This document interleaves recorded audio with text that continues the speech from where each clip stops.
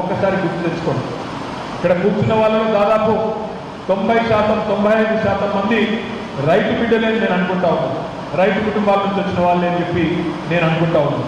మీరు దయచేసి ఒక్క నిమిషం రైతులకు ఈ ప్రభుత్వం ఎన్ని హామీలు ఇచ్చింది, ఎన్ని అమలు చేసింది, ఏ దిశగా ఈ ప్రభుత్వం నడుస్తున్నది ఒక్కసారి గుర్తు తెచ్చుకోండి, ఒక్కసారి ఆలోచించండి.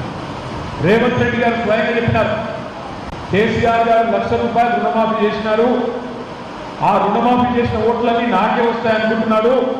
నేను విజ్ఞప్తి చేస్తున్నా రైతు సోదరులారా, మీరందరూ వెంటనే బ్యాంకుకు కొండి. కేసీఆర్ గారి ద్వారా ₹1,00,000 రుణమాఫీ జరిగిన వాళ్ళు కూడా బ్యాంకుకు కొండి. తాజాగా కొత్తగా మరొక ₹2,00,000 రుణం తెచ్చుకోండి. నేను వస్తున్నా డిసెంబర్ 9 నాడు మొదటి సంతకం పెడతా, రుణమాఫీ చేస్తా.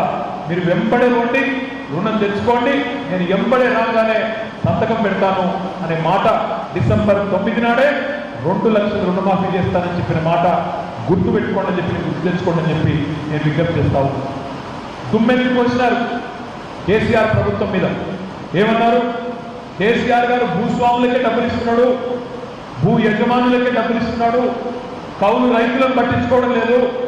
కేసీఆర్ భూ యజమానులకు రైతు బంధు ఇస్తే నేను కౌలు రైతులకు కూడా రైతు బంధు ఇస్తానన్నాడు. మరి కౌలు రైతులకు రైతు భరోసా వచ్చిందా, రైతు బంధు వచ్చిందా రాలేదా నాకంటే బాగా మీకే తెలుసు. నిజంగా చెప్పాలంటే కేసీఆర్ గారు ఉన్నప్పుడేమో నాట్లు వేసేటప్పుడు రైతు బంధు పడేది, కేసీఆర్ గారు ఉన్నప్పుడు వరి నాట్లు వేసే టైంలో రైతు బంధు పడేది. రేవంత్ రెడ్డి గారు వచ్చిన తర్వాత ఓట్లు వేసే టైంలో రైతు బంధు వేసి ఆలోచన చేస్తూ ఉన్నాడు రేవంత్ రెడ్డి గారు, మీకు కళ్ళ ముందే కనబడతా ఉంది. కౌలు రైతులకు మాటిచ్చి తప్పిట్టు, వ్యవసాయ రైతు కూలీలకు నెలకు ₹1,000 అన్నాడు, వాళ్ళకు కూడా నెరవేరలేదు.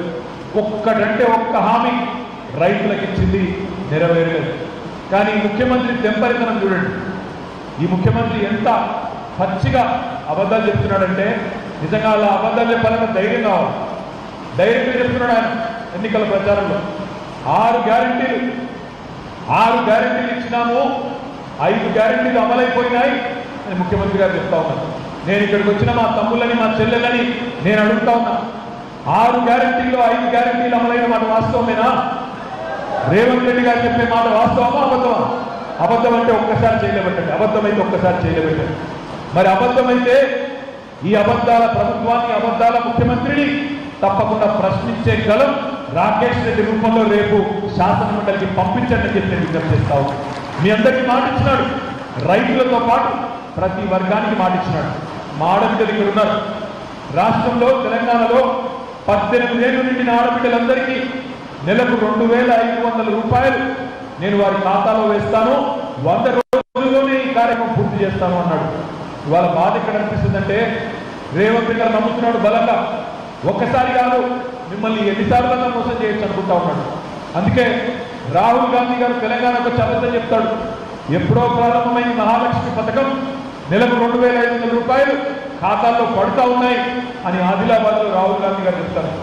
ఉత్తరప్రదేశ్లో శ్రీమతి ప్రియాంక గాంధీ గారు ఆమె చెప్తున్నది, తెలంగాణలో మా ప్రభుత్వం నెలకు ₹2,500 మహిళల ఖాతాల్లో జమ చేస్తున్నది అని పచ్చి అబద్ధాలు వాళ్ళ పార్లమెంట్ ఎన్నికల సభల్లో డైరెక్ట్గా రాహుల్ గాంధీ, ప్రియాంక గాంధీ నేరుగా చెప్తా ఉన్నారంటే ఎంత తెప్పరితనం, ఎంత ధైర్యం, ఎంత మోసం దయచేసి ఆలోచించమని చెప్పి నేను కోరుతా ఉన్నాను.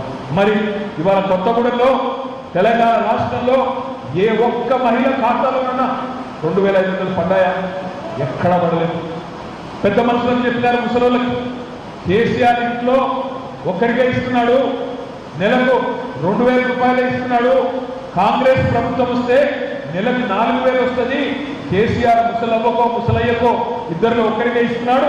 కాంగ్రెస్ ప్రభుత్వం వస్తే ఇంట్లో ఇద్దరికి పెన్షన్ ఇస్తామనే మాట రేవంత్ రెడ్డి గారు స్వయంగా చెప్తున్నారు. ఒక్కరికన్నా కనీసం 100 రోజుల్లో ఇస్తామన్నారు. ఒక్కరికన్నా 4,000 పెంచుతాం, రాలేదు. రాకపోగా జనవరి నెలలో ఇవ్వాల్సిన ₹2,000 కూడా ఎగ్గొట్టిండు రేవంత్ రెడ్డి.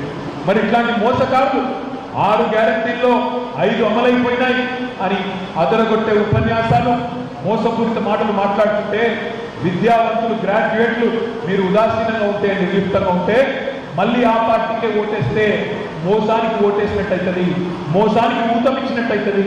మోసకారుని మళ్ళీ గెలిపిస్తే వాళ్ళు అదే వైఖరి మళ్ళీ కొనసాగించే ప్రమాదం ఉంటుంది. దయచేసి ఆలోచించాలని చెప్పి నేను కోరుతా ఉన్నాను. ఇంకొక మాట నేను అడుగుతా ఉన్నాను, మీరు కళ్ళలో నేను అనుకున్నారా?